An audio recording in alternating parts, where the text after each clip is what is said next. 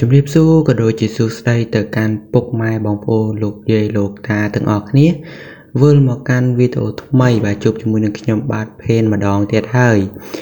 ថ្ងៃនេះផងដែរគឺខ្ញុំមាននៅសាច់រឿងមួយចង់មកចែករំលែកទៅកាន់ពុកម៉ែបងប្អូនស្ដាប់កំសាន្តនាពេលរាត្រីអញ្ចឹងកុំអោយខាតពេលវេលាយូរតោះយើងទៅចូលសាច់រឿងរបស់យើងទាំងអស់គ្នាហើយសាច់រឿងនេះផងដែរគឺជាសាច់រឿងរបស់លោកពូខ្ញុំដែលគាត់បានជួបប្រទះនាពេលដែលគាត់បានតែឡើងផ្ទះដោយថាអ្នកដែលស្គាល់គ្នាណាដល់ពេលគាត់មកពីកន្លែងឡើងផ្ទះវិញនោះគាត់ក៏បានឃើញបាទរូបភាពប្លែកៗអញ្ចឹងកុំឲ្យខាតពេលវេលាយូរតោះយើងចូលទៅសាច់រឿងយើងតែម្ដងទៅគាត់ថាពេលល្ងាចមួយនោះគឺគាត់ត្រូវធ្វើដំណើរចេញពីផ្ទះទៅកាន់ផ្ទះអ៊ំដែលត្រូវឡើងគេហដ្ឋានថ្មីនេះដើម្បីយើងចូលរួមកម្មវិធីប៉ុន្តែពេលដែលគាត់ទៅនឹងគឺមិនមែនទៅម្នាក់ឯងទេពលគឺគាត់ទៅចំនួនគ្នា2នាក់ដែលគាត់ទៅជាមួយដោយថាមិត្តភ័ក្តិរបស់គាត់អញ្ចឹងណាហើយកន្លែងដែលឡើងគេហដ្ឋានទៀតសោតគឺជាភូមិដាច់ស្រយាលគឺជាភូមិដាច់ស្រយាលដែលមិនសូវសម្បូរផ្ទះប៉ុន្មាននោះទេមានន័យថាទាល់តែនៅកន្លែងភូមិគេទើបបានមានផ្ទះក្រៅពីភូមិគឺសិតតែព្រៃចំការអញ្ចឹងទៅហើយថ្ងៃនោះទៀតសោតបាទគាត់ទៅតែ2នាក់ទេអញ្ចឹងហើយគាត់ទៅមិនសូវយូរប្រហែលទេទៅតែហូបល្មមអីគឺគាត់មកផ្ទះវិញហើយក្រោយពីបានធ្វើដំណើរមួយស្របក់ធំគាត់ក៏បានធ្វើដំណើរទៅដល់ផ្ទះដែលត្រូវឡើងគេហដ្ឋានថ្មីហើយគាត់ក៏បានចូលរួមកម្មវិធីជាមួយអ្នកជិតខាងដទៃទៀតដោយថាជាមួយអ្នកភ្ញៀវដទៃទៀតអញ្ចឹងណាក្រោយពីគាត់បានហូបក៏ដូចជាពិសានៅអាហារដែលគេរៀបចំឲ្យហើយក្នុងកម្មវិធីនោះគេក៏បានថែមដូចថាប៊ីយ៉ាដែលគាត់បានផឹកនឹងគឺអស់ហើយប៉ុន្តែដោយសារតែគាត់គឺជាភ្ញៀវមួយដែលជិតស្និទ្ធជាមួយនឹងម្ចាស់ផ្ទះអញ្ចឹងទៅគេក៏ថែមនៅស្រាហ្នឹងឲ្យគាត់បន្ថែមទៀតហើយគាត់តាមពិតទៅគឺពេលហ្នឹងគឺគាត់អត់ចង់ផឹកទៀតទេពីព្រោះអីគាត់ទាំងស្វឹងហើយអ្នកទាំងអស់គ្នាហើយណាមួយគាត់មកគ្នាតែ2នាក់ផងអញ្ចឹងហើយរៀងស្វឹងតិចប៉ុណ្ណឹងរឿងអាចជិះម៉ូតូបានតែផ្ទះវិញហើយប៉ុន្តែម្ចាស់ផ្ទះគឺគាត់អត់ព្រមទេគឺគាត់អត់ព្រមឲ្យពូរបស់ខ្ញុំនិងមិត្តភក្តិគាត់នឹងមកផ្ទះវិញទេពលគឺគាត់ចាប់ផ្ដើមបាទចាក់សរបងផ្ទះណាចាក់សរបងផ្ទះគឺលេងឲ្យពូខ្ញុំនឹងគាត់ចេញមកបរយមានន័យថានៅផឹកជុំគ្នាទាល់តែទិសណាទិសណីអញ្ចឹងទៅហើយពូខ្ញុំនឹងគាត់ចេះតែដាក់បន្តិច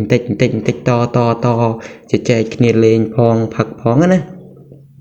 ដល់ពេលរៀងយប់ជ្រៅល្មមដែលអាចមើលម៉ោងទៅវាចូលខ្ទង់ម៉ោង11យប់អ្នកទាំងអស់គ្នា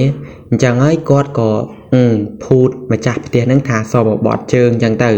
តែតាមពិតទៅអត់ទេគឺគាត់បានចេញតាមទ្វារក្រោយនៃផ្ទះហ្នឹងហើយក៏ធ្វើដំណើរមកផ្ទះគាត់វិញដើម្បីអីគេបាទគាត់មានការរវល់អ្នកទាំងអស់គ្នាគឺគាត់ត្រូវដឹកដោយថាដើមដលងដឹកមើមដលងដឹកអីឲ្យគេទៀតអញ្ចឹងហើយគាត់នៅយប់ជ្រៅចឹងនេះគឺអត់បានទេខ្លាចលងការងារគាត់ពេលព្រឹកអីចឹងណាដល់ពេលគាត់ថាគាត់ជិះមកកាត់ក្រោយហ្នឹងគឺមានផ្លូវមួយទៀតដែលជាផ្លូវផ្សេងពីផ្លូវដែលគាត់មក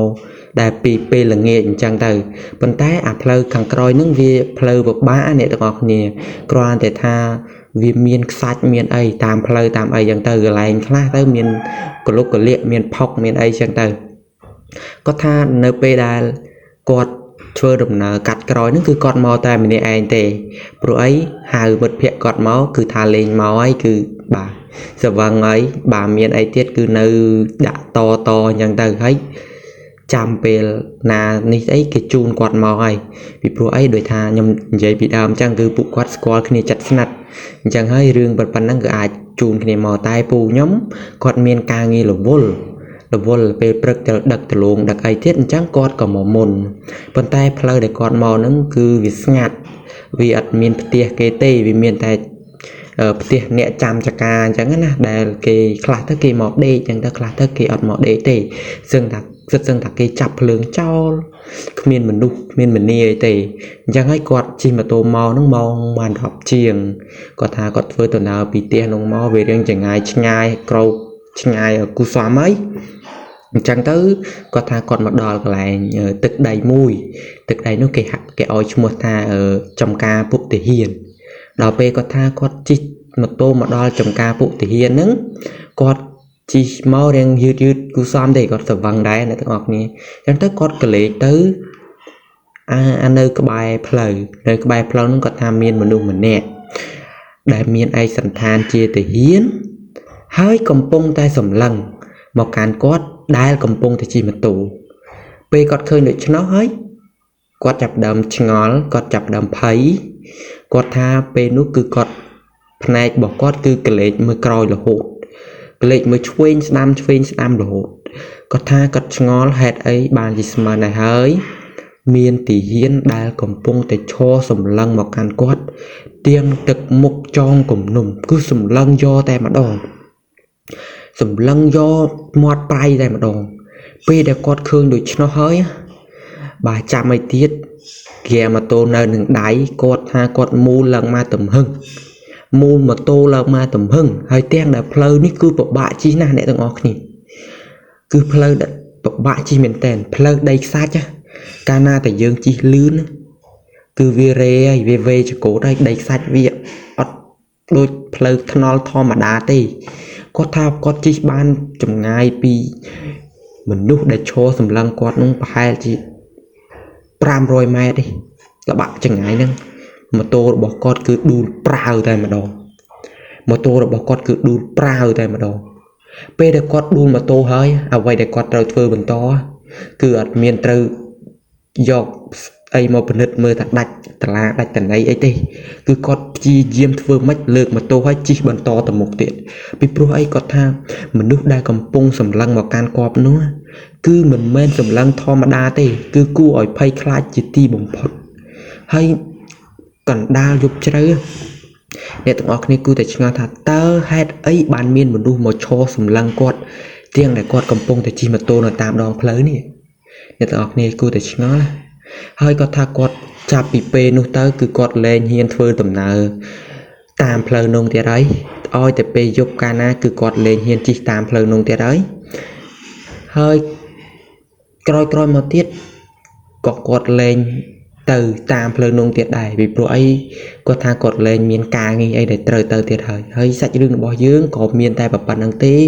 បើសិនជាមានសម្លេងរំខានអីក៏សូមខន្តីអភ័យទោសផងពីព្រោះអីខ្ញុំបញ្ចូលសលេងហ្នឹងពេលល្ងាចអញ្ចឹងហើយវាមានសលេងរំខានបន្តិចបន្តួចក៏សូមខន្តីអភ័យទោសជួបគ្នានៅវីដេអូក្រោយៗទៀត